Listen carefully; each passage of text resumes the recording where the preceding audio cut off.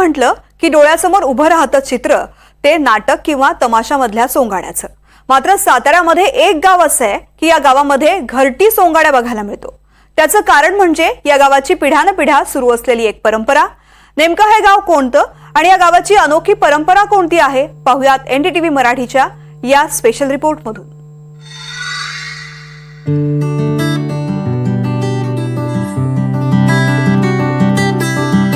ही जोरदार तयारी बघताय ना। साताऱ्याच्या वाई तालुक्यातलं हे ओझरडे गाव साधारण 4000 लोकसंख्येचं हे गाव आहे। गावात शेतकरी आणि उच्च शिक्षित मोठ्या प्रमाणावर आहेत। 12 बलुतेदारांच्या या गावात अनेक पक्षांची नेते मंडळी आहे। मात्र या गावात एक दिवस असा असतो जेव्हा ही सगळी मंडळी एकत्र येतात। अख्खं गाव चुरशीनं पेटलेलं असतं आणि तो दिवस म्हणजे सोंगांचा दिवस। मी एक रहिवासी आहे ओझरडे गावचा। मी लहानपणापासूनच या सोंगाच्या कार्यक्रमामध्ये सहभाग घेतो। ही आमची सोंगाची पारंपरिक पद्धत आहे। 350 वर्षापासून चाललेली एक परंपरा आहे सर, तीच आम्ही कंटिन्यू करतोय। आता तुम्ही बघता इथे आम्ही मी तर पर्सनली IT इंजिनियर आहे, तरी पण मी दरवर्षी न चुकता मी ऑनसाइट जरी प्रोजेक्टला असलो तरी न चुकता मी सुट्टी काढून या महोत्सवासाठी येत असतो माझ्या गावी। सो ही आम्ही परंपरा कंटिन्यू घेऊन जात आहे पुढे।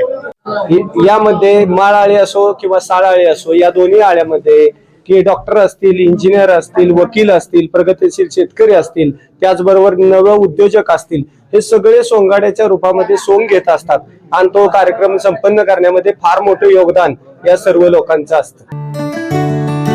ओझरडे गावात 2 आळ्या आहेत, एक साळाळी आणि दुसरी माळाळी। 2 आळ्यांमध्ये सोंगांची स्पर्धा पाहायला मिळते।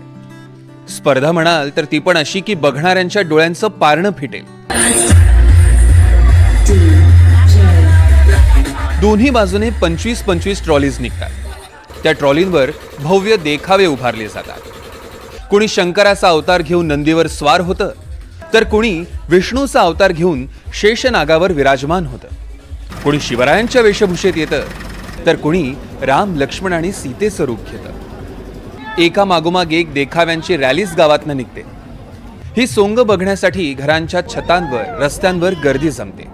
300 ते 350 वर्ष झाले हा उत्सव हा चालू आहे अखंडपणे। तर पहिले आजोबांच्या काळात सोंग बैलगाडीत निघत होती टेंबा लावून, त्यानंतर हळूहळू सोंग आता आमच्या काळामध्ये ट्रॉलीमध्ये निघतात लाईटी लावून। फक्त ही सोंग आपण लेडीज पात्र न घेता सर्व जेंट्स पात्र आहेत यात, म्हणजे सर्व पुरुष पात्र आहेत, एकही लेडीज यात नाही। जे महिलांचे पात्र आहेत ते पण पुरुषच करतात, दाढी मिशी काढून, आणि ही परंपरा अजूनही तशीच चालू आहे। 2 आळींची पूर्ण स्पर्धा असते। आमची आहे साळाळी आणि तिकडची आहे माळाळी। गेले 350 वर्षापासून आमच्या सोंगे महोत्सव चालू आहे, पण त्यांची आळी आणि आमची आळी पूर्ण वेगळी असते, म्हणजे पूर्ण अपोजिट असल्यामुळे त्यांची आणि आमची पूर्ण गाड्यांची चुरस असते।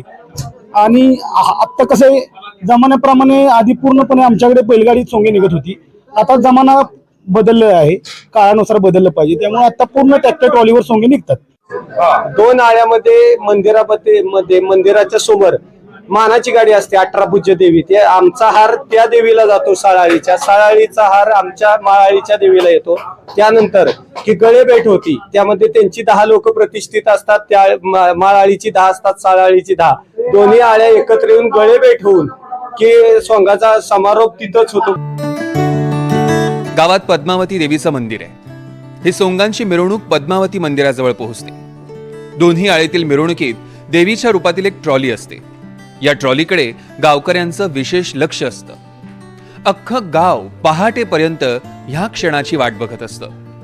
दोन्ही गटातील देवीच्या रूपांचे गाडे जवळ आले की मग उत्सवाची सांगता होते।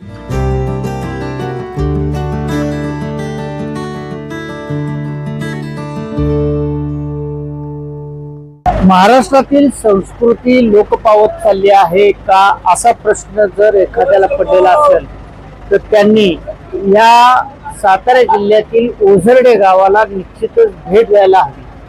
कारण या ठिकाणी आजही त्याच पद्धतीनं भारतीय संस्कृती पाळण्याचं काम ही ग्रामस्थ मंडळी करताना पाहायला मिळते।